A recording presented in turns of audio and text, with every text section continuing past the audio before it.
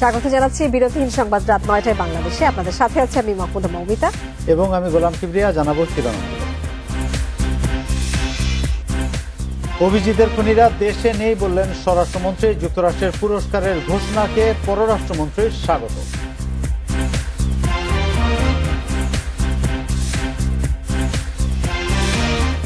Australia এবং ইউরোপে পাঠানোর নামে ভারতে নিয়ে নির্যাতন পাচার চক্রের মূল হোতা সহ ৩ জন র্যাবের হাতে গ্রেপ্তার।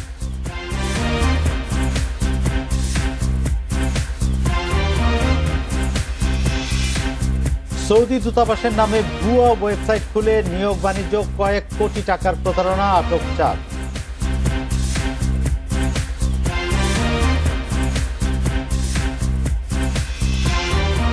চট্টগ্রামে হেলে পড়া ২ ভবনের ঝুঁকিপূর্ণ অংশ ভেঙে ফেলা হচ্ছে। ক্ষতিপূরণের দাবিতে এলাকাবাসীর বিক্ষোভ।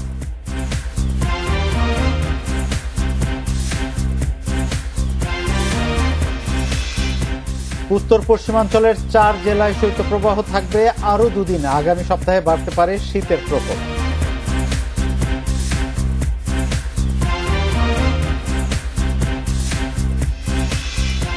শিরোনামগুলো শুনছিলেন, এবার পুরো খবর। লেখক অভিজিৎ রায় হত্যার পরিকল্পনাকারী মেজর জিয়া ও আকরাম হোসেন বাংলাদেশে নেই। তারা অন্য দেশে গা ঢাকা দিয়েছে বলে জানিয়েছেন স্বরাষ্ট্রমন্ত্রী আসাদুজ্জামান খান। দুপুরে মানিকগঞ্জের হরিরামপুর উপজেলা পরিষদের সামনে মুক্তিযুদ্ধ নিয়ে ভাস্কর্য উদ্বোধন শেষে সাংবাদিকদের এসব কথা জানান মন্ত্রী। এ সময় তিনি বলেন, মেজর জিয়া চতুর লোক, অন্য দেশে পালিয়ে আছেন।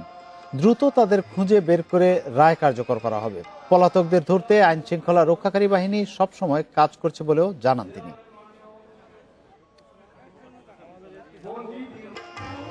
ব্লগার অভিজিৎ হত্যার যে রায় হয়েছে, সেই রায়ের ২ জন মূল আসামি মেজর জিয়া এবং আকরাম। এখানে মেজর জিয়া, আমরাও তাকে খুঁজছি, আমরা তাকে দেখেছি, সে অত্যন্ত এক চতুর লোক। আমরা এখন আমাদের কাছে যা তথ্য আসে, সেই তথ্য অনুযায়ী সে হয়তো অন্য কোনো দেশে গা ঢাকা দিয়ে আসেন। তা আমাদেরও চেষ্টা অব্যাহত আছে তাকে আমাদের ধরে নিয়ে আসার জন্য। লেখক অভিজিৎ রায়ের খুনিদের ধরতে মার্কিনদের পুরস্কার ঘোষণাকে স্বাগত জানিয়েছেন পররাষ্ট্রমন্ত্রী একে আব্দুল মোমেন। পুরস্কারের এই ঘোষণা অপরাধীদের ধরতে সহায়তা করবে। মঙ্গলবার সাংবাদিকদের প্রশ্নের জবাবে মন্ত্রী আরো বলেছেন, বাংলাদেশের উপর কোনো চাপ নেই, তবে অসাধু পক্ষ দেশের উন্নতি থেকে দেখে অপতৎপরতায় লিপ্ত। এছাড়া মিয়ানমারের সাথে বন্ধু রাষ্ট্রগুলো বাণিজ্য করছে বলে ক্ষোভ জানিয়েছেন পররাষ্ট্রমন্ত্রী। লেখক অভিজিৎ রায়ের খুনিদের কেউ ধরিয়ে দিলে তাকে $৫০ লাখ পুরস্কার দেবে যুক্তরাষ্ট্র। সোমবার দেশটির স্টেট ডিপার্টমেন্ট এই ঘোষণা দেয়। মঙ্গলবার এ নিয়ে প্রতিক্রিয়া জানতে চাওয়া হয় পররাষ্ট্রমন্ত্রী একে আব্দুল মোমেনের কাছে। বিষয়টি স্বাগত জানিয়ে তিনি বলেন, যুক্তরাষ্ট্র এভাবে পুরস্কার ঘোষণা করে সফল হয়েছে। মেবি এইটার ফলে আমরা যে প্রচেষ্টা, তাদের ধরার চেষ্টা, ওইটাতে একটু ইট উইল বি হেল্পফুল, তাতে ধরা যদি সহজ হয়। যুক্তরাষ্ট্র বাংলাদেশকে কূটনৈতিক চাপ দিচ্ছে কিনা এমন প্রশ্নের জবাবে আব্দুল মোমেন বলেন, যখনই কোনো দেশ ভালো করে তখন তার শত্রু বাড়ে।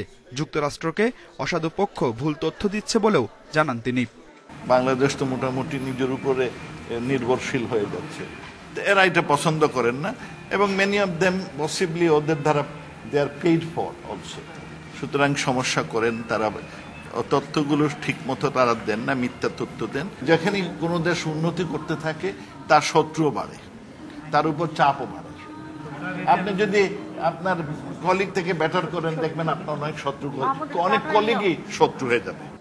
এর আগে রাজধানীর একটি হোটেলে এক অনুষ্ঠানে রোহিঙ্গা প্রসঙ্গে পররাষ্ট্রমন্ত্রী বলেন, চীন ও রাশিয়া মিয়ানমারকে সহযোগিতা করেই যাচ্ছে।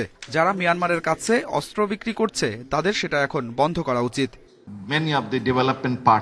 রোহিঙ্গারা মিয়ানমারের নাগরিক, তারা নিজ ভূখণ্ড থেকে অনেক দূরে রয়েছে। এখন আমরা চাই রোহিঙ্গাদের নিজ দেশে প্রত্যাবাসনের ব্যবস্থা নিশ্চিত করতে। প্রতিবেশী রাষ্ট্রগুলোকে এ সমস্যা সমাধানে এগিয়ে আসা উচিত। রোহিঙ্গা সমস্যা মিয়ানমার সৃষ্টি করেছে, এর সমাধানেও তাদের বড় ভূমিকা রাখতে হবে। গেল 5 বছরে রোহিঙ্গাদের ফেরত নেবার বিষয়ে 15 বার কথা হয়েছে, কিন্তু কোনো ফল আসেনি বলেও জানান পররাষ্ট্রমন্ত্রী। Adilur Rahman, Independent News, Dhaka. ভারতে মানব পাচার ও মুক্তিপণ আদায় চক্রের 3 জনকে গ্রেপ্তার করেছে র্যাব। চক্রের সদস্যরা দীর্ঘদিন ধরে অস্ট্রেলিয়া ও ইউরোপে লোক পাঠানোর নামে ভারতে নিয়ে আটকে রেখে মুক্তিপণ আদায় করে আসছিল। মঙ্গলবার দুপুরে কাউরান বাজারে র্যাবের মিডিয়া সেন্টার থেকে এ তথ্য জানানো হয়। গেল কয়েক বছরে এই চক্র শতাধিক মানুষকে পাচার করেছে বলেও জানিয়েছে র্যাব। অস্ট্রেলিয়া ইউরোপে চাকরির কথা বলে শ্রমজীবী মানুষদের পাচার করতে চক্রটি ভারত থেকে ভিসা করানো সহজ হবে এমন কথা বলে নেওয়া হতো কলকাতা ও দিল্লিতে। এরপর সেখানে আটকে রেখে চালানো হতো নির্যাতন। সেই ভিডিও দেশে পাঠিয়ে অতিরিক্ত অর্থ আদায় করাই ছিল এই চক্রের কাজ। র্যাব জানায় এই চক্র শখানেক মানুষকে ভারতে পাচার করলেও কাউকেই ইউরোপে পাঠায়নি। এখনও কলকাতার টর্চার সেলে যাদের আটকে রাখা হয়েছে তাদের উদ্ধারে ব্যবস্থা নেওয়ার কথা জানিয়েছে র্যাব। মানব পাচার চক্রটি একটি অভিনব উপায়ে ইউরোপের বিভিন্ন দেশে তাদেরকে অভিবাসনের কথা বলে বা কর্মসংস্থানের উচ্চ বেতনের কথা বলে তাদেরকে প্রতারিত করে পার্শ্ববর্তী দেশে নিয়ে গিয়ে অবর্ণনীয় কষ্ট দিচ্ছে এবং এর মাধ্যমে কোটি কোটি টাকা তারা উপার্জন করছে। সৌদি দূতাবাসের আদলে ভুয়া ওয়েবসাইট করে ঢাকায় নিয়োগ বাণিজ্য চালাচ্ছে একটি চক্র। দূতাবাসের আয়া থেকে আইটি অফিসার পর্যন্ত নিয়োগের বিজ্ঞপ্তি দেয় তারা। পুলিশ বলছে এরকম প্রলোভন দেখিয়ে কয়েক কোটি টাকা হাতিয়ে নিয়েছে চক্রটি। এরই মধ্যে গ্রেপ্তার হয়েছে 4 জন। সাধারণ দৃষ্টিতে বোঝার উপায় নেই এটি সৌদি দূতাবাসের ভুয়া ওয়েবসাইট, কারণ এতে ব্যবহার করা হয়েছে পররাষ্ট্রমন্ত্রী, রাষ্ট্রদূত ও সৌদি আরবের রাষ্ট্রীয় প্রতীক। ওয়েবসাইটে সৌদি দূতাবাসে 8 পদে নিয়োগের বিজ্ঞপ্তি দেওয়া হয়েছে। যারা আবেদন করেছেন তাদের প্রত্যেকের কাছ থেকে নেওয়া হয়েছে 1.5 থেকে 2 লাখ টাকা করে। দেয়া হয়েছে ভুয়া নিয়োগপত্র ও আইডি কার্ড। সিআইডি জানায় একসময় সৌদি দূতাবাসের কর্মকর্তার বাসায় রান্নার কাজ করা শফিক চক্রটির মূল হোতা। আইডি কার্ডগুলো ওই একই ব্যক্তির দ্বারা তৈরি করে দেওয়া। তো এগুলো যেহেতু মূল কারিগর উনি নিজে একসময় সৌদি আরবে ছিলেন, সুতরাং উনি যেভাবে নিয়োগপত্র পেয়েছিলেন ওইটিকে রেপ্লিকেট হয়েছে। বাংলা লোগোটা বাংলাদেশে অবস্থিত সৌদি দূতাবাসের লোগো ব্যবহার করা হয়েছে। ভারতীয় সৌদি দূতাবাসের অ্যারাবিক শব্দটা আবার ওইটি। তো এই দুটো কম্পেয়ার করলে বোঝা যাচ্ছে যে এটি একটি কাঁচা হাতের কাজও হয়েছে। চক্রটির 4 সদস্যকে গ্রেফতার করেছে CID.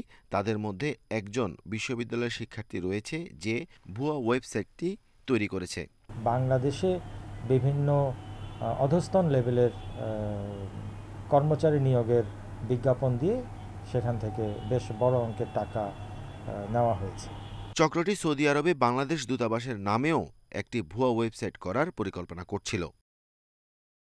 Arafatur Rahman, Independent News, Dhaka. EC গঠন ইস্যুতে দ্বিতীয় রাজনৈতিক দল হিসেবে রাষ্ট্রপতি মোহাম্মদ আব্দুল হামিদের সাথে সংলাপে বসতে যাচ্ছে জাতীয় সমাজতান্ত্রিক দল জাসদ। বুধবার বিকেল 4টায় বঙ্গভবনে তাদের সংলাপে বসার কথা রয়েছে। ক্ষমতাসীন আওয়ামী লীগের নেতৃত্বাধীন 14 দলের শরিক দল হিসেবে রয়েছে জাসদ। সংলাপে জাসদের সভাপতি হাসানুল হক ইনুর নেতৃত্বে 7 সদস্যের প্রতিনিধি দল কাল বঙ্গভবনে যাবেন। নির্বাচন কমিশন গঠনে সংবিধানের আলোকে আইন প্রণয়নের উপরই তারা গুরুত্ব দেবে বলে আভাস পাওয়া গেছে। এ.কে.এম. নুরুল হুদার নেতৃত্বাধীন বর্তমান নির্বাচন কমিশনের মেয়াদ শেষ হচ্ছে আগামী বছরের 14 ফেব্রুয়ারি। আগের দুবারের মতো এবারও নতুন ইসি গঠনে আলোচনা করে পরামর্শ নেওয়ার জন্য রাষ্ট্রপতি নিবন্ধিত রাজনৈতিক দলগুলোকে আমন্ত্রণ জানাচ্ছেন। এর আগে সোমবার রাষ্ট্রপতির সঙ্গে সংলাপে বসে জাতীয় পার্টি।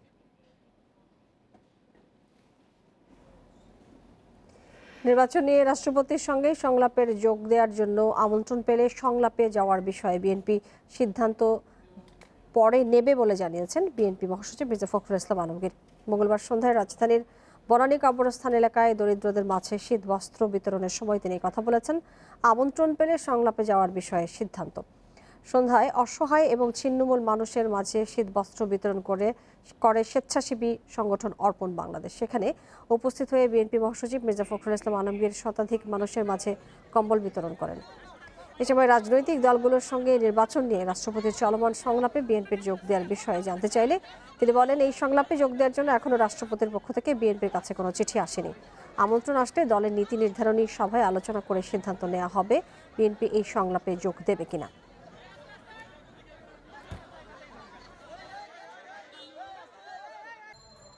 বিএনপির পক্ষ থেকে আমরা এখনো আপনার কোনো চিঠি পাইনি রাষ্ট্রপতির কাছ থেকে।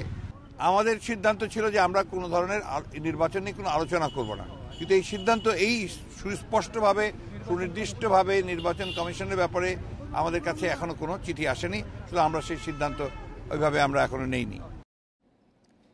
গ্রহণযোগ্য নির্বাচন কমিশন গঠনে বিএনপির দায়িত্বশীল আচরণ করা উচিত বলে মন্তব্য করেছেন আওয়ামী লীগ সাধারণ সম্পাদক ওবায়দুল কাদের। আজ তিনি এক বিবৃতিতে এ আশাবাদ ব্যক্ত করেন। বিবৃতিতে ওবায়দুল কাদের নির্বাচন কমিশন গঠনের লক্ষ্যে সার্চ কমিটি গঠনের জন্য নিবন্ধিত রাজনৈতিক দলসমূহের সাথে রাষ্ট্রপতি সংলাপকে স্বাগত জানিয়েছেন।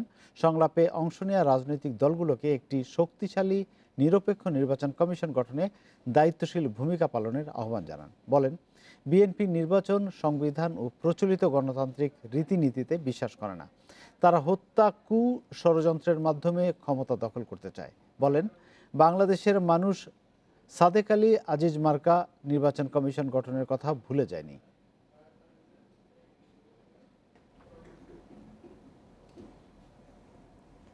বিএনপি জামায়াত সহ দেশবিরোধী শক্তিগুলো অপরাজনীতি না করলে 50 বছরে দেশ আরো অনেক দূর এগিয়ে যেত বলে মন্তব্য করেছেন তথ্য ও সম্প্রচার মন্ত্রী ডক্টর হাসান মাহমুদ। সন্ধ্যায় রাজধানীর তথ্য ভবন মিলনায়তনে চলচ্চিত্র এবং প্রকাশন অধিদপ্তরের এক অনুষ্ঠানে তিনি এই মন্তব্য করেছেন। এ সময় তথ্য এবং সম্প্রচার মন্ত্রী বলেছেন, স্বাধীনতার পর বঙ্গবন্ধু সরকারের সময় দেশের জিডিপির যে ধারা সূচিত হয়েছিল, সেই ধারায় যদি দেশ থাকতো তাহলে অনেক আগেই উন্নত সমৃদ্ধ দেশে পরিণত হতো বাংলাদেশ। শেখ হাসিনার নেতৃত্বে দেশের সামগ্রিক অগ্রগতির স্বার্থে দেশের বিরুদ্ধে অপপ্রচারে লিপ্ত বিএনপি জামায়াতের চূড়ান্ত পতন জরুরি। সে লক্ষ্যে দেশপ্রেমিক সবার সোচ্চার থাকতে হবে বলে তাগিদ দেন ডক্টর হাসান মাহমুদ। দেশ বিরোধী যে কোনো অপপ্রচার এবং চক্রান্ত প্রতিহত করতে সবাইকে সজাগ থাকার আহ্বান জানিয়েছেন তথ্য ও সম্প্রচার মন্ত্রী।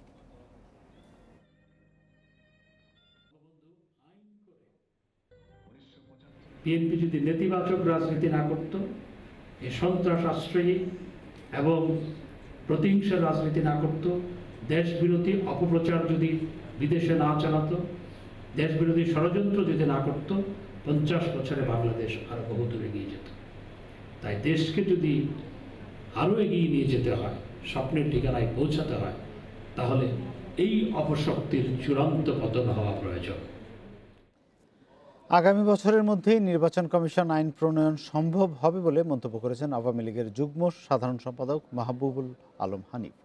সকালে জাতীয় প্রেস ক্লাবে এক অনুষ্ঠানে তিনি এ মন্তব্য করেন। এ সময় হানিফ বলেন, নির্বাচন কমিশন গঠনের আইন প্রণয়নের আগে কেউ উদ্যোগ না নিলেও আওয়ামী লীগ সরকার উদ্যোগ নিয়েছে।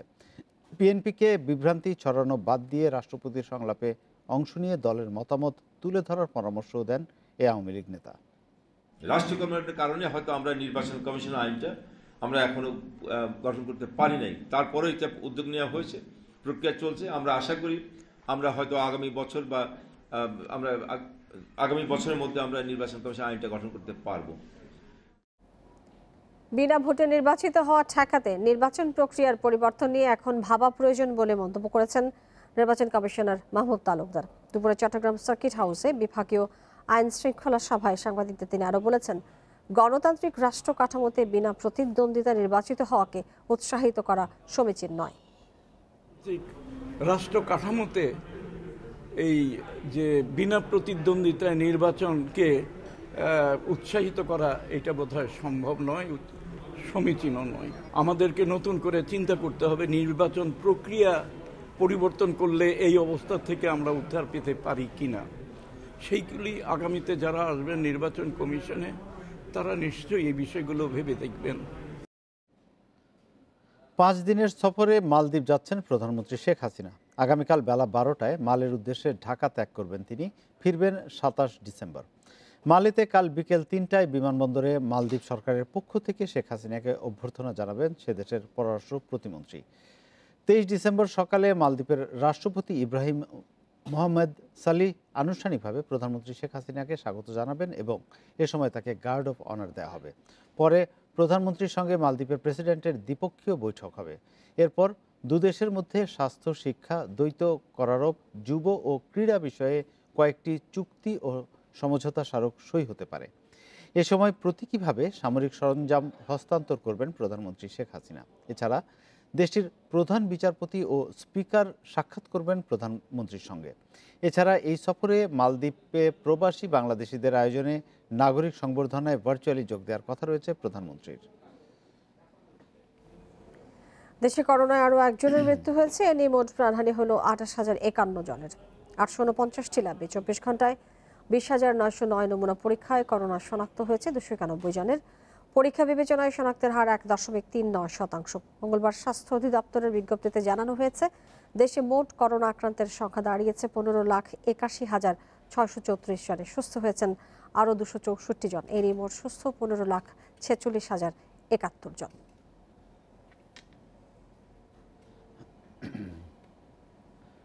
করোনার নতুন ধরন ওমিক্রন বাংলাদেশে এখনো ছড়ায়নি বলে জানিয়েছেন স্বাস্থ্যমন্ত্রী জাহিদ মালেক। তবে সুরক্ষার জন্য সবাইকে স্বাস্থ্যবিধি মানার আহ্বান জানান তিনি।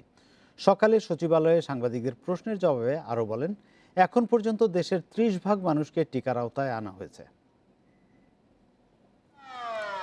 কয়েক মাস ধরে করোনা সংক্রমণের হার 1.5% আশেপাশে। মৃত্যুর হারও 5 জনের বেশি নয়। কিন্তু এর মধ্যে করোনার নতুন ভেরিয়েন্ট ওমিক্রন আতঙ্ক হয়ে দেখা দিচ্ছে। স্বাস্থ্য মন্ত্রণালয় বলছে, ওমিক্রন বিশ্বের 90টি দেশে ছড়িয়েছে। এ অবস্থায় স্বাস্থ্যবিধি না মানলে সংক্রমণ ছড়িয়ে পড়ার আশঙ্কা রয়েছে। আগের মতো স্বাস্থ্যবিধি নিশ্চিতে এরই মধ্যে জেলা প্রশাসক এবং সিভিল সার্জনদের চিঠি দিয়েছে মন্ত্রণালয়।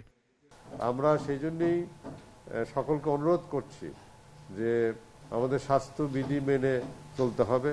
শুধু ওমিক্রন নয়, করোনা তো আছে, করোনা তো এখনো ডেল্টা ভ্যারিয়েন্ট তো আছে। স্বাস্থ্যমন্ত্রী আরও বলেন, 60 ঊর্ধ্ব ও ফ্রন্টলাইনাররা এখন থেকে টিকার কার্ড দেখিয়ে বুস্টার ডোজ নিতে পারবে। চলতি মাসের শেষ দিকে অ্যাপসের মাধ্যমে নিবন্ধন শুরু হবে বলে জানান তিনি। এই নিয়ে কাজ করছে আইসিটি মন্ত্রণালয়। আমরা রক্ষা পেতে চাই, তাহলে আমাদের স্বাস্থ্যবিধি মানতে হবে, মাস্ক পরতে হবে, সামাজিক দূরত্ব বজায় রাখতে হবে, যে কাজটি আমরা করছি না। এবং সাংবাদিক ভাইদের বলবো, এই বিষয়ে আপনাদের জোরালো ভূমিকা রাখতে হবে। পরে প্রধানমন্ত্রী শেখ হাসিনার মালদ্বীপ সফর প্রসঙ্গে বলেন, বাংলাদেশ থেকে চিকিৎসক, নার্স এবং স্বাস্থ্যকর্মী নিতে চায় দেশটির সরকার। সফরে এই বিষয়ে দুই দেশের মধ্যে চুক্তি হতে পারে। রিশাদ হুদা, ইন্ডিপেন্ডেন্ট নিউজ, ঢাকা। চট্টগ্রামে হেলে পড়া 2টি ভবন এবং মন্দিরের ঝুঁকিপূর্ণ অংশ ভাঙতে শুরু করেছে চট্টগ্রাম উন্নয়ন কর্তৃপক্ষ। প্রতিষ্ঠানটির দাবি, খাল খননের জন্য নয়, নকশা এবং নির্মাণ ত্রুটির কারণে ভবন হেলে পড়েছে। এদিকে পুনর্বাসন এবং ক্ষতিপূরণের দাবিতে সড়ক অবরোধ করে বিক্ষোভ করেছে ভবনের বাসিন্দারা। নগরীর গুলজার খালের পাশে হেলে পড়া 2টি ভবন ও মন্দির থেকে সরিয়ে নেওয়া হয়েছে বাসিন্দাদের। মঙ্গলবার দুপুরের পর ঝুঁকিপূর্ণ অংশ ভেঙে ফেলতে শুরু করে চট্টগ্রাম উন্নয়ন কর্তৃপক্ষ। এদিকে ভবন ভাঙার প্রতিবাদে সড়ক অবরোধ করে বিক্ষোভ করে ক্ষতিগ্রস্তরা। দাবি জানান পুনর্বাসন ও ক্ষতিপূরণের। কাল করার সময় ওনাদেরকে বলতেন রিটার্নিং ওয়াল করার জন্য, ওইটা করে নাই। ওনারা অ্যাঙ্গেল কাটাইছে, এই অ্যাঙ্গেলের মধ্যে কতটুকু বিল্ডিংগুলা সহ্য করবে। যে ঘরটা তুলছি ওই ঘরের ঋণ পর্যন্ত আমরা এখনো শোধ করতে পারি নাই। তো এখন সরকার যদি আমাদেরকে যেই কাজ করুক না কেন, আমাদেরকে যদি একটু সাহায্য সহযোগিতা না করে, তাহলে আমরা কখনোই এই উঠে দাঁড়াতে পারবো না। আইন অনুযায়ী এসব ভবন মালিকের ক্ষতিপূরণ পাওয়ার সুযোগ নেই বলে জানিয়েছে নগর উন্নয়ন কর্তৃপক্ষ। আইনগতভাবে আর্থিক যে ক্ষতিপূরণ সেইটা দেওয়ার সুযোগ আমাদের কম, কারণ এখানে আমাদের আইন বলছে যে আপনি নির্মিত ভবন যদি অনুমোদিত হয় এবং তার কাঠামোগত নকশাটা যদি একজন ডিগ্রিপ্রাপ্ত প্রকৌশলী দিয়ে করা হয়, সেক্ষেত্রে ওই বিল্ডিং ক্ষতিগ্রস্ত হলে বা ওই বিল্ডিং আমরা অপসারণ করলে তার ক্ষতিপূরণ আমরা দিতে পারি। জলাবদ্ধতা নিরসন প্রকল্প সংশ্লিষ্টরা বলছেন, সর্বোচ্চ প্রতিরক্ষা ব্যবস্থা নিয়েই কাজ করছেন তারা। সর্বোচ্চ প্রোটেকশন নিয়েও করছে, কিন্তু যেহেতু তাদের অনুমোদন নেই, তাদের ভিত্তি ঠিক নেই, বিল্ডিংয়ের প্ল্যানিং ঠিক নেই, এই সব কিছুর কারণেই এই বিল্ডিং কাত হয়েছে। সোমবার রাতে গুলজার খালের পাড়ে 3 তলা ও 2 তলা 2টি ভবন হেলে পড়ে। ক্ষতিগ্রস্ত হয় পাশের একটি মন্দিরও। Independent news desk. BNP chairperson Khaleda জিয়ার উন্নত চিকিৎসার জন্য বিদেশে নেয়ার অনুমতি চেয়ে করা রিটের শুনানির দিন আগামীকাল বুধবার নির্ধারণ করেছে হাইকোর্ট। মঙ্গলবার বিচারপতি মামনুন রহমান ও বিচারপতি খন্দকার দিলিরুজ্জামানের সমন্বয়ে গঠিত হাইকোর্ট বেঞ্চ এ আদেশ দেন। আদালতে রিট আবেদনের পক্ষে শুনানিতে রিটকারী আইনজীবী ইউনুস আলী আকন্দ এর আগে গতকাল সোমবার খালেদা জিয়ার উন্নত চিকিৎসার জন্য বিদেশে নেওয়া প্রয়োজনীয় নির্দেশনা চেয়ে হাইকোর্টে রিট করেন সুপ্রিম কোর্টের আইনজীবী ইউনুস আলী আকন্দ। স্বরাষ্ট্র মন্ত্রণালয় সহ সংশ্লিষ্টদের রিটে বিবাদী করা হয়। গত 13 নভেম্বর থেকে রাজধানীর এভারকেয়ার হাসপাতালে চিকিৎসাধীন রয়েছেন খালেদা জিয়া। খালেদা জিয়াকে বিদেশে চিকিৎসা নেওয়ার বিষয়ে আইনি সুযোগ নেই বলে মন্তব্য করেছেন আইনমন্ত্রী আনিসুল হক। সকালে গুলশানে জাতীয় মানবাধিকার কমিশন আয়োজিত এক অনুষ্ঠান শেষে তিনি এই মন্তব্য করেছেন। খালেদা জিয়াকে বিদেশে চিকিৎসার বিষয়ে শিগগিরই আনুষ্ঠানিকভাবে জানানো হবে বলেও জানিয়েছেন মন্ত্রী।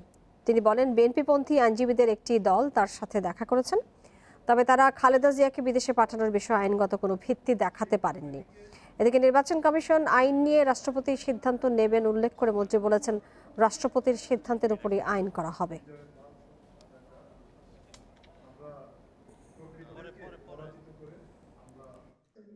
এটা আইনের দিক দিয়ে দেখতে হবে।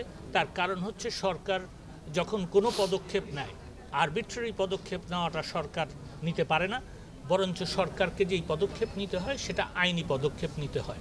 আমি খুব শিগগিরই আইন মন্ত্রণালয়ের অভিমত দিয়ে দিব। দেশের উত্তর ও উত্তর পশ্চিমাঞ্চলে চলছে মৃদু থেকে মাঝারি শৈত্যপ্রবাহ। এ অবস্থা আরও 2 দিন স্থায়ী হতে পারে বলে জানিয়েছে আবহাওয়া অধিদপ্তর। তবে চলতি মাসের শেষের দিকে উত্তরাঞ্চলে আবারও শৈত্যপ্রবাহ আসতে পারে বলছেন আবহাওয়াবিদরা। দেশের উত্তর ও উত্তর পশ্চিমাঞ্চলের 4 জেলায় চলছে মৃদু থেকে মাঝারি শৈত্যপ্রবাহ। শীতের প্রকোপে সারা দেশের তাপমাত্রা কিছুটা কমেছে।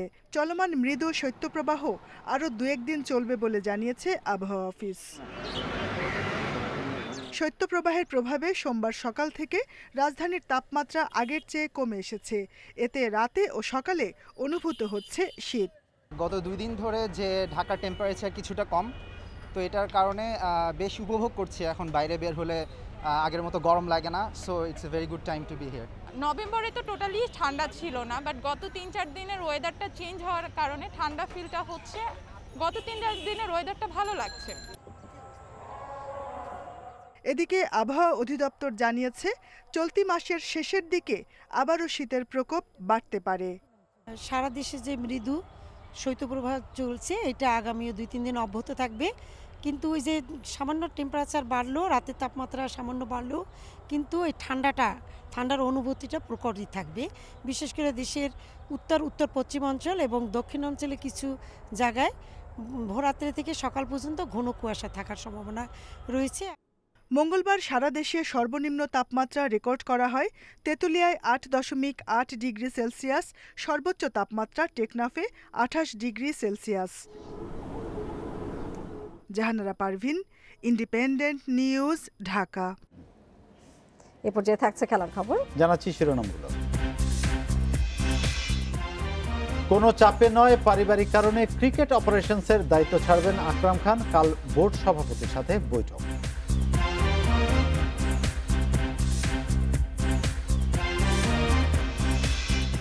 এবং অনূর্ধ্ব-19 নারী সাফের ফাইনালে কাল ভারতের মুখোমুখি বাংলাদেশ। শিরোপা জয়ের প্রত্যয় অধিনায়ক মারিয়ার।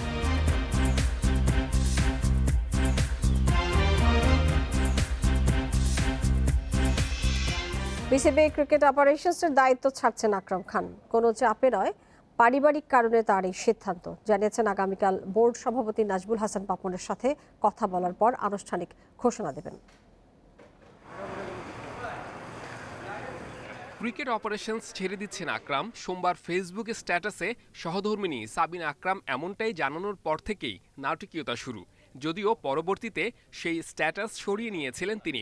ঘটনার কারণ জানতে দিনভর আকরামের বাড়ির সামনে গণমাধ্যম কর্মীদের ভিড়। ফোনে বারবার যোগাযোগের পর সন্ধ্যায় গণমাধ্যমের মুখোমুখি হন তিনি। আমি আসলে অনেক বছর আপনার এখানে ছিলাম, যেহেতু আপনারা জানেন এটা আসলে মানে একটা স্ট্রেংথের দরকার, মেন্টালি বলেন ফিজিক্যালি বলেন, তো সবকিছু মিলে একটু ব্রেক। 2014 সালে নাজমুল হাসান পাপনের নেতৃত্বে নির্বাচিত কমিটিতে প্রথমবার ক্রিকেট অপারেশনসের দায়িত্ব পান আকরাম। পরের বছর অক্টোবরে নাইমুর রহমান দুর্জয়ের কাছে পদ হারান।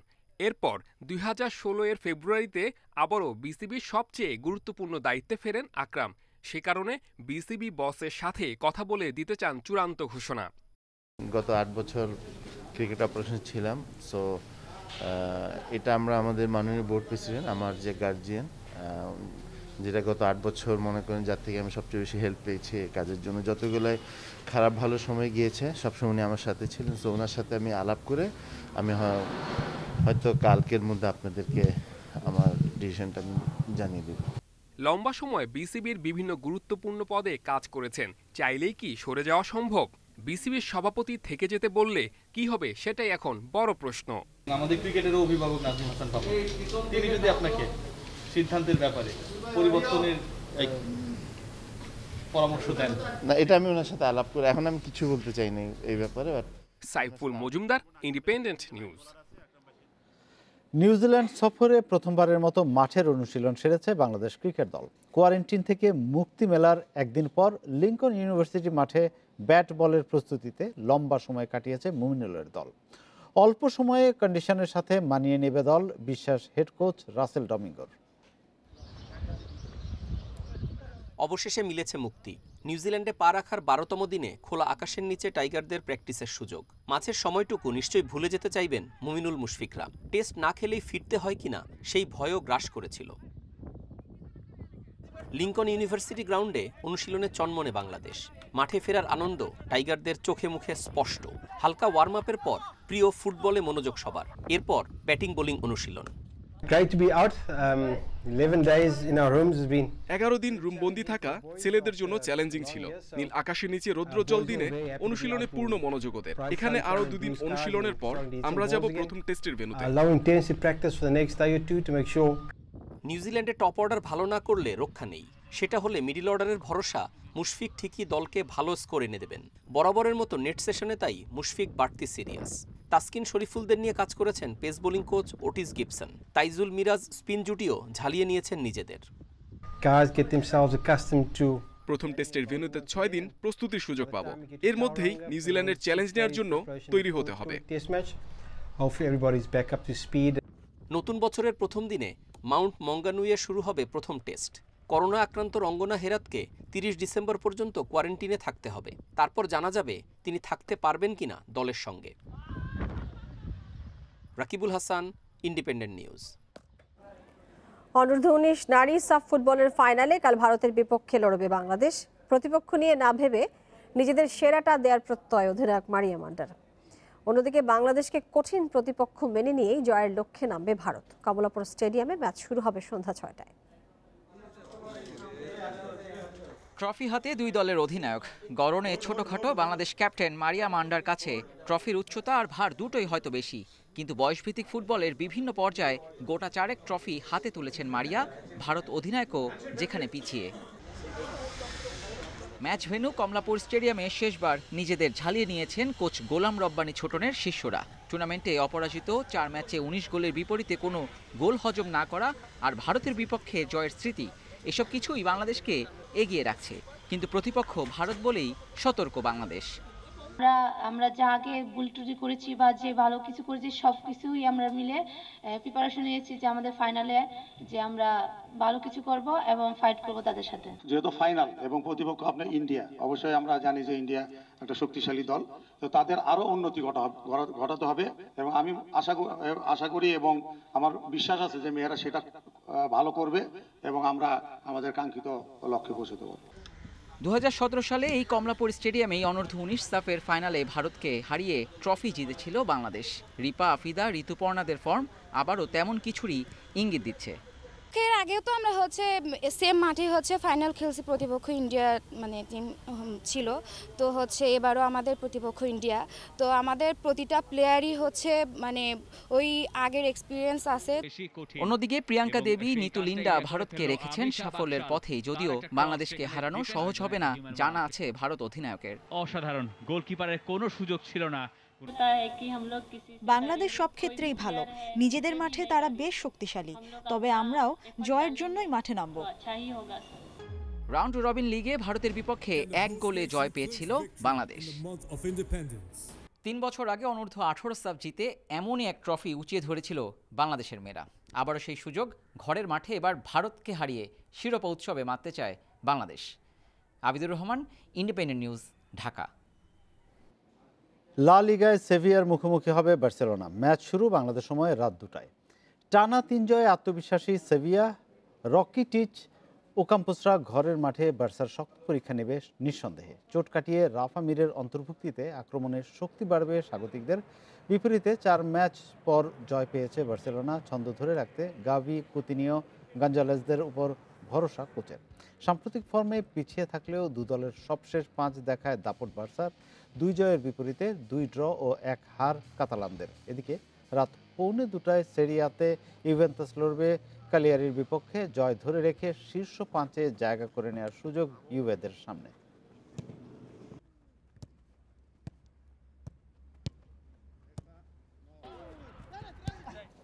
আর এই ছিল খেলার খবরে। এবারে জানাবো ভিন্ন প্রসঙ্গ।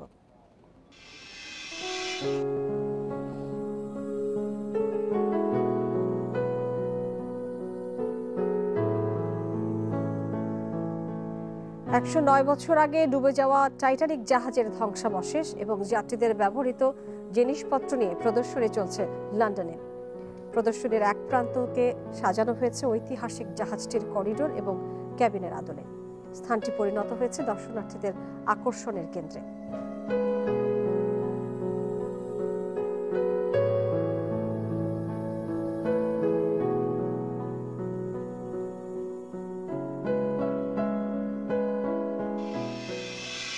আর এই নিয়ে প্রতিবেদন থাকছে সংবাদের শেষ অংশে।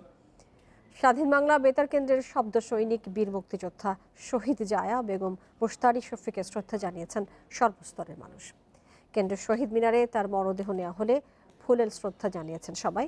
এ সময় মুক্তিযুদ্ধে তার অবদানের কথা স্মরণ করেন শুভানুধ্যায়ীরা। আগামীকাল বাদ জোহর চট্টগ্রামের জামিয়াতুল ফালাহ মসজিদ প্রাঙ্গণে দ্বিতীয় জানাজা শেষে চৈতন্যগলি কবরস্থানে দাফন করা হবে তাকে। সোমবার বিকেলে রাজধানীর সম্মিলিত সামরিক হাসপাতালে মারা যান বীর মুক্তিযোদ্ধা বেগম মুশতারি শফি। 84 বছর বয়সী এই শব্দ সৈনিক দীর্ঘদিন কিডনি, রক্তের সংক্রমণ সহ নানা জটিলতায় ভুগছিলেন। শ্রদ্ধা নিবেদনের জন্য মঙ্গলবার সকাল 11টার দিকে তার মরদেহ নেওয়া হয় কেন্দ্রীয় শহীদ মিনারে। এ সময় বিভিন্ন রাজনৈতিক, সামাজিক, সাংস্কৃতিক সংগঠন এবং নানা শ্রেণী পেশার মানুষ ফুলেল শ্রদ্ধা জানান। মুক্তিযুদ্ধের চেতনা এবং ধারা আমাদের দেশ থেকে নির্বাসিত। যখন মুক্তিযুদ্ধের চেতনাকে পুনরুদ্ধার করা একটা অপরিহার্য কর্তব্য হয়ে উঠেছে, সেই কর্তব্য পালনেও তিনি অসাধারণ নেতৃত্বের ভূমিকা পালন করে গেছেন। তিনি যে লিগেসি রেখে গেছেন, যে উত্তরাধিকারত্ব রেখে গেছেন, যে চেতনা রেখে গেছেন, সেটা আমি মনে করি আমাদের তরুণ কর্মীদের চিরকাল এটা প্রেরণা যোগাবে। মুক্তিযুদ্ধের সময় ৭১-এর ৭ এপ্রিল বেগম মুশতারি শফির স্বামী দন্ত চিকিৎসক মোহাম্মদ শফি ও ছোট ভাই এহসানুল হক আনসারিকে হত্যা করে পাকিস্তানি সেনাবাহিনী। ১৯৭১ সালের ১৬ ডিসেম্বর পর্যন্ত স্বাধীন বাংলা বেতার কেন্দ্রে শব্দ সৈনিক হিসেবে কাজ করেছেন মুশতারি শফি। আমরা আশা করেছিলাম আমামা স্বাধীনতা পদক পাবে একজন মুক্তিযোদ্ধা, কিন্তু এখনো আমরা জানি না এই পদকটা হবে কিনা। আমার মায়ের একটা স্বপ্ন ছিল চট্টগ্রামে মুক্তিযুদ্ধ জাদুঘর করার, সেটা জায়গা বরাদ্দের অসুবিধায় আমরা করে দিতে পারিনি। দেশে যে কোনো প্রগতিশীল আন্দোলনে অংশগ্রহণের পাশাপাশি নারী অধিকারের বিষয়ে সবসময় সরব ছিলেন বেগম মুশতারি শফি। মহিয়সী এই নারীর মননশীলতার পরিচয় পাওয়া যায় বিভিন্ন বিষয়ে তার লেখা বইগুলোতে। মঙ্গলবার বাদজোহর ঢাকা বিশ্ববিদ্যালয়ের কেন্দ্রীয় মসজিদ প্রাঙ্গণে তার প্রথম জানাজা হয়। বুধবার চট্টগ্রামে হবে দ্বিতীয় জানাজা। Ejazur Rahman, Independent News, Dhaka. কুষ্টিয়ায় 2 চেয়ারম্যান প্রার্থীর কর্মী সমর্থক ও পুলিশের সঙ্গে সংঘর্ষে সাংবাদিক, পুলিশ সহ আহত হয়েছেন অর্ধশতাধিক। দুপুরে সদর উপজেলার বটতৈল ইউনিয়নে এ ঘটনা ঘটে। সংঘর্ষে গুরুতর আহত স্বতন্ত্র চেয়ারম্যান প্রার্থী মিন্টু ফকিরকে ঢাকায় পাঠানো হয়েছে। এ ঘটনায় 26 জনকে আটক করেছে পুলিশ। মঙ্গলবার সকালে মোটরসাইকেল শোভাযাত্রা বের করেন স্বতন্ত্র চেয়ারম্যান প্রার্থী মিজানুর রহমান ওরফে মিন্টু ফকির। সেখানে হামলার ঘটনায় আহত হয় মিন্টু ফকির সহ 6 জন। অবস্থা গুরুতর হয় মিন্টুকে পাঠানো হয় ঢাকায়। এই ঘটনার প্রতিবাদে কুষ্টিয়া আলমডাঙ্গা সড়ক অবরোধ করে তার কর্মী সমর্থকরা। পরিস্থিতি নিয়ন্ত্রণে গেলে পুলিশের ওপর হামলা চালায় তারা। মুহূর্তেই পুরো এলাকা পরিণত হয় রণক্ষেত্রে। সে সময় লাঠিচার্জ, টিয়ারশেল ও ফাঁকা গুলি ছোড়ে পুলিশ। এতে সাংবাদিক, পুলিশ সহ আহত হন অর্ধশতাধিক। আমি পরে কথা বলি। স্বতন্ত্র প্রার্থীর সমর্থকদের অভিযোগ, পরিকল্পিতভাবে হামলার ঘটনা ঘটিয়েছে নৌকার প্রার্থী মোমিন মণ্ডল। তবে এসব অভিযোগ অস্বীকার করেছেন নৌকার প্রার্থী। অস্ত্র নিয়ে তাদের অফিসে ছিল, আমরা সোডানে ভালো মতো রাস্তাতে যাওয়ার সময় তারা অ্যাটাক করছে। ডাইরেক্ট আমার এখানে একটা মারলো, মার খাওয়ার পর আমি গাড়ি নিয়ে পড়ে গেলাম, আমার গাড়ি ভাঙচুর করে তারা। আমাদের অফিস ভাঙচুর হয়েছে, আমাদের লোকজনকে মারছে, আশপাশের দোকানপাট, মিল কারখানা আমাদের যাদের ছিল তাদেরকে ভাঙচুর করছে, জটলা করছে। প্রশাসন তাদেরকে বোঝানোর চেষ্টা করছে, তারপরও তারা বুঝছে না। এই ঘটনার পর থেকে এলাকায় থমথমে পরিস্থিতি বিরাজ করছে। পরবর্তী সহিংসতা এড়াতে এলাকায় অতিরিক্ত পুলিশ মোতায়েন করা হয়েছে। Independent news desk. সরকারের বিভিন্ন প্রতিষ্ঠানের মধ্যে তথ্যের ব্যবধান ক্রমেই বাড়ছে। এই অবস্থাকে তথ্যের নৈরাজ্য এবং অন্ধত্ব হিসেবে মন্তব্য করেছে গবেষণা সংস্থা সিপিডি। সংস্থাটির মতে দুর্বল এবং ভুল তথ্যের সমস্যা কাটিয়ে নির্ভরযোগ্য তথ্য ভাণ্ডার গড়ে তুলতে না পারলে উন্নত দেশে পৌঁছানোর পথ কঠিন হয়ে পড়বে। রাজধানীর ইআরএফ কার্যালয়ে আয়োজিত এক আলোচনায় এসব কথা বলেছেন গবেষকরা। বাজারে পণ্যের মূল্য কতটা স্থিতিশীল এবং জনগণের জন্য সহনীয় তা পরিমাপের সূচক মূল্যস্ফীতি। কৃষি পণ্যের উৎপাদন ও স্থানীয় চাহিদার তথ্য ঠিক করে দেয় কতটা আমদানি বা রপ্তানি করতে হবে। বছর শেষে দেশের অর্থনীতি কতটা এগিয়ে গেল তা মোটা দাগে বোঝা যায় জিডিপি প্রবৃদ্ধির হারে। অর্থনৈতিক পরিকল্পনা ও নীতি প্রণয়নে এসব তথ্যের কোনো বিকল্প নেই। মঙ্গলবার সিপিডির আলোচনায় সময়মতো সঠিক তথ্য সরবরাহে সরকারি প্রতিষ্ঠানের অনীহা, তথ্য সংগ্রহের পদ্ধতিগত দুর্বলতা সহ নানা দিক উঠে আসে। জনগণের অর্থের হিসাবটা আরও বেশি আমরা জবাবদিহিতামূলকভাবে স্বচ্ছভাবে জনগণের কাছে থাকাটার একটা যৌক্তিক কারণ রয়েছে। এনবিআর এর তথ্যের সাথে এনবিআর এর রাজস্ব আহরণের তথ্যে মিনিস্ট্রি অফ ফাইন্যান্সের মিল পাই না। আবার মিনিস্ট্রি অফ ফাইন্যান্স যে তথ্য দেয় তার সাথে আইএমএডির এডিপির হিসাব মিলে না। এটা আগেও কিছুটা কম বেশি থাকতো, কিন্তু এইটার ডিফারেন্স এখন এত বেড়ে গেছে, যেটা বাড়তে বাড়তে এখন 18,000 কোটি টাকা হয়ে গেছে। করোনাকালে দেশি বিদেশি উৎস থেকে সরকারের কাছে অর্থের যোগান ভালো ছিল, তবে তথ্যের অভাবে প্রয়োজন মতো সে অর্থ প্রান্তিক পর্যায়ে সুবিধাভোগীর কাছে পুরোপুরি পৌঁছানো সম্ভব হয়নি বলে মনে করেন সিপিডির সম্মানীয় ফেলো। তথ্য নাইয়ের থেকে আমি এসেছি এখন তথ্য দেওয়ার ক্ষেত্রে দ্বিধার ক্ষেত্রে।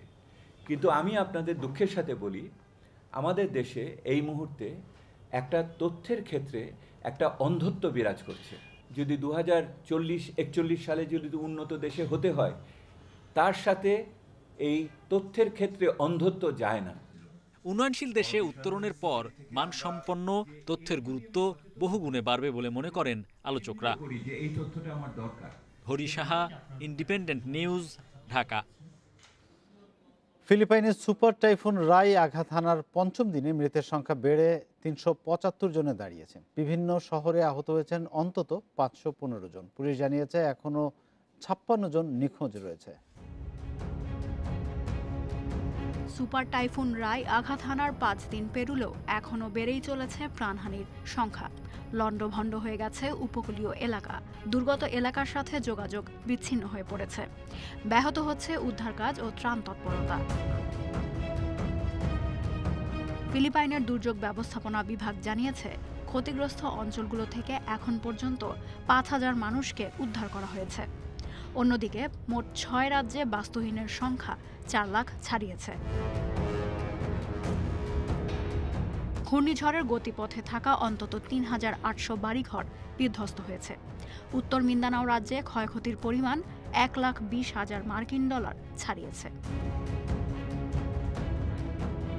ফিলিপাইনের জাতীয় দুর্যোগ ব্যবস্থাপনা বিভাগ জানিয়েছে টাইফুনের আঘাতে দেশ জুড়ে 5,391 হেক্টর ফসলি জমি ক্ষতিগ্রস্ত হয়েছে। দেশটির স্থানীয় সরকারের তথ্য মতে ঝড়ের কারণে এখনও বিদ্যুৎ বিচ্ছিন্ন অবস্থায় আছে 227টি শহর। ঝড়ো বাতাস, প্রবল বৃষ্টি ও ভূমিধসে বিদ্যুৎ ও মোবাইল টাওয়ার উপড়ে যাওয়া ও প্রধান সড়কগুলো চলাচলের অযোগ্য হয়ে পড়ায় যোগাযোগ বিচ্ছিন্ন অবস্থায় আছেন দেশটির দক্ষিণ ও মধ্যাঞ্চলের কয়েক কোটি মানুষ। প্রয়োজনীয় ত্রাণ সামগ্রী পৌঁছাতে বেগ পেতে হচ্ছে কর্মীদের। এদিকে দেশ জুড়ে উদ্ধার ও ত্রাণ সহায়তার জন্য ৫,৮৩৭ জন কর্মী নিয়োগ করেছে দেশটির সরকার। International Federation of Red Cross ও রেড ক্রিসেন্ট সোসাইটি দীর্ঘমেয়াদী ত্রাণ প্রচেষ্টায় অর্থায়নের জন্য ২২ মিলিয়ন মার্কিন ডলার চেয়ে জরুরি আবেদন করেছে। এদিকে টাইফুন রায়ের প্রভাবে ভিয়েতনামে প্রবল ঝড়ো হাওয়া সহ বৃষ্টি হচ্ছে। Lutfa Fouzia, Independent News. ওমিক্রনের বিস্তার রোধে বড়দিনের ছুটি এবং আয়োজন বাতিলের পরামর্শ দিয়েছেন বিশ্ব স্বাস্থ্য সংস্থার প্রধান টেড্রোস আধানম গেব্রিয়াসুস। যুক্তরাষ্ট্র ওমিক্রনে প্রথম প্রাণহানি হয়েছে টেক্সাসে। এদিকে ২৪ ঘন্টায় বিশ্বে করোনায় মারা গেছে প্রায় ৫,০০০ জন, নতুন শনাক্ত ৫,৪৫,০০০। যুক্তরাজ্যে ওমিক্রনে আক্রান্ত হয়ে ১২ জনের মৃত্যু হয়েছে। করোনার অতি সংক্রমণ ধরন শনাক্ত হয়ে ১০৪ জন হাসপাতালে ভর্তি আছেন। সোমবার টাইমস রেডিওকে দেওয়া সাক্ষাৎকারে এই তথ্য দিয়েছেন দেশটির উপপ্রধানমন্ত্রী ডমিনিক রাব। ব্রিটিশ প্রধানমন্ত্রী বরিস জনসন বলেছেন, ওমিক্রন মোকাবিলায় প্রয়োজনীয় পদক্ষেপ নেওয়ার কথা ভাবা হচ্ছে। সম্প্রতি যুক্তরাজ্য করোনায় রেকর্ড সংখ্যক ব্যক্তির আক্রান্ত হওয়ার ঘটনা ঘটেছে। আগামী দিনে এই ধরনের নতুন ঢেউ আসতে পারে বলে সতর্ক করা হয়েছে। গত সপ্তাহে ওমিক্রনে আক্রান্ত হয়ে প্রথম মৃত্যুর খবর দেয় যুক্তরাজ্য। বিশ্ব স্বাস্থ্য সংস্থার হিসেব অনুযায়ী এ পর্যন্ত করোনার নতুন ধরন ছড়িয়েছে ৮৯টি দেশে।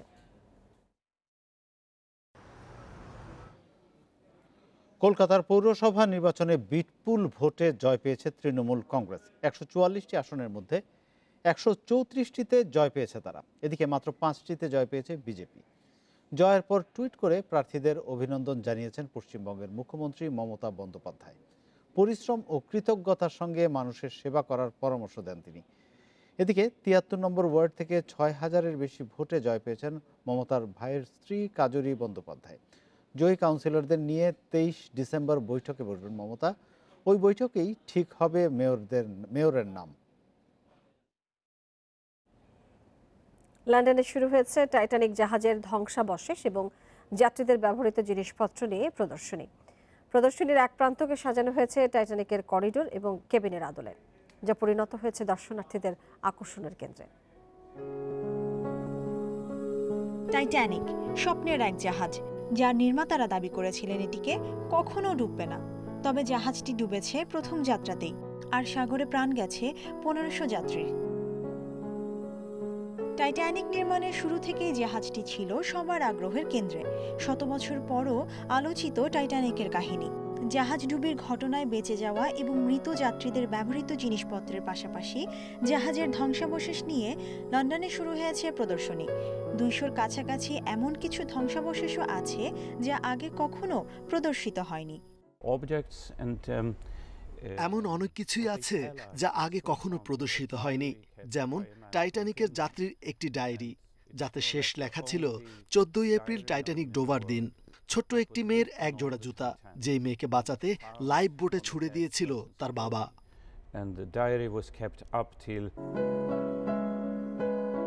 প্রদর্শনীর কিউরেটর জানান, প্রদর্শিত এক একটি জিনিস এক একজন মানুষের অভিজ্ঞতাকে বর্ণনা করে, তাদের শেষ মুহূর্তের অনুভূতি, তাদের উদ্বেগ, শঙ্কা, সবকিছুই। প্রদর্শনীর এক প্রান্ত সাজানো হয়েছে টাইটানিক জাহাজের আদলে। জাহাজের করিডোর, কেবিন, ডাইনিং হলের মতো রূপ দেয়া হয়েছে যেন দর্শকেরা আরও আকৃষ্ট হয়। এই প্রদর্শনী অনেকটাই জাদুঘরের মতো। নিদর্শন দেখানোর পাশাপাশি টাইটানিকের আবহ তৈরি করার চেষ্টা করেছি, যেন দর্শনার্থী অনুভব করতে পারেন যে তারা জাহাজে আছেন। টাইটানিক নিয়ে এই প্রদর্শনী শুরু হয়েছে ১৭ ডিসেম্বর। সংশ্লিষ্টরা বলছেন বসন্ত পর্যন্ত চলবে এই আয়োজন। Mushrifa নুসহাত, independent news. আর এই ছিল বিরতিহীন রাত ৯টার বাংলাদেশে। সব খবর আরো বিস্তারিত জানতে চোখ রাখুন ফেসবুক, ইউটিউব এবং টুইটারে। এতক্ষণ সাথে থাকার জন্য ধন্যবাদ।